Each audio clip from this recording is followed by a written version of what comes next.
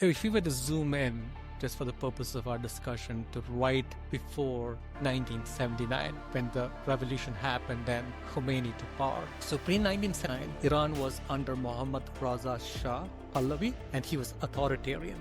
Even though he was modernizing, he was rapidly modernizing the system, but it was an authoritarian regime. The Shah did pursue rapid industrialization, and women's rights aligned closely with the United States. So these were all the positive things from our perspective that happened. And so what happened is by the mid-1970s, Iran actually had one of the fastest growing economies globally, and it was primarily obviously driven by the oil revenues.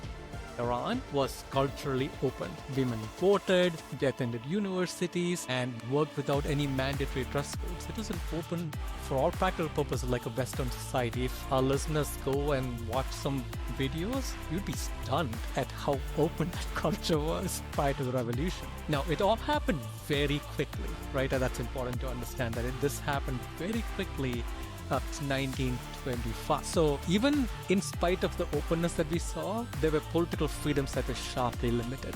There was a secret police called a Savak that reported to the Shah that suppressed any dissent, imprisoned critics, and it censored media.